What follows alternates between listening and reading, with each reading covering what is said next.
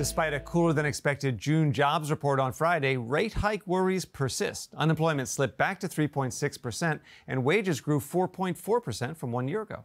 My next guest says the economic data is improving, and the recession obsession can wait until next year. Joining me now is Invesco global market strategist Brian Levitt.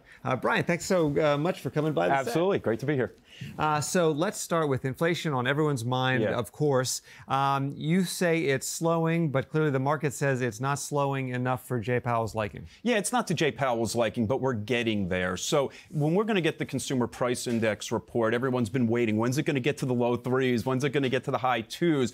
Actually, if we climb this month, what we've been climbing on average this year, you're going to be in the low threes on a year-over-year percent change. So that's good news. Core remains too high, but a lot of that is shelter. And if you look at other indicators such as the Case-Shiller Home Price Index, or you look at what's going on in the rental market, they're coming down. CPI shelter usually lags by 10 months, 12 months, so you're going to see that come down as well. We're getting close. The bond market is telling you that, at least in the break-evens. So we're getting closer to the end of this tightening cycle. That's the good news. The bad news is that you say, while we're going to escape recession in the near term, it's a business cycle, so you do see a recession eventually. Yeah, all business cycles end. Right now, they don't all have to be as catastrophic as the last two recessions, 2020 and 08. And so we have this recency bias that they're all disastrous and policymakers need to come in with substantial support. We've had recessions like in 1991 where that was not the case. And actually, this is playing out similarly to 1981. Inflation peaked in March of 80. Fed raised rates through the end of the year. You had a telegraphed recession, but the market had already priced a lot of it, and you started to see the early stages of a new market cycle. What ultimately became a nice bull market. So, yeah, we still need to see the lagged effects of all this policy tightening. It's a lot in a very short period of time. The economy will continue to slow. But for investors, I think we've priced it already.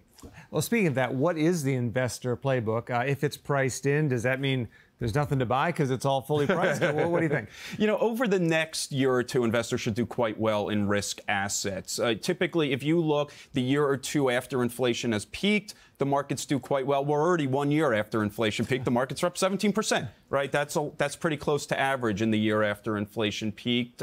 In the 2 years after, they tend to do quite well. In the year after policy tightening ends, markets tend to do quite well. So I think investors are going to do well. The challenge is which part of the markets do you want to be in? And we're sort of bouncing between the markets thinking soft landing versus the markets thinking too much tightening. Sure. And, you know, when you're in that, you want to be a little bit more defensive. It's the mega cap, growthier names. When the market starts thinking soft landing, it's more of the small value and non-US dollar names. So you may bounce between a recovery trade and a wait. We've got to contract a little bit here a few times over the next months. But if you're thinking out over the next year or two, it's going to be a new market cycle. And you want to be in smaller cap, you want to be in risk credit, you want to be more value oriented, and you want to be more exposed to the non-US dollar. It's painful to buy all of those things. International stocks, small caps, value have all done pretty badly over the past decade. But you just have to realize when they've done badly for a long time is the time to buy?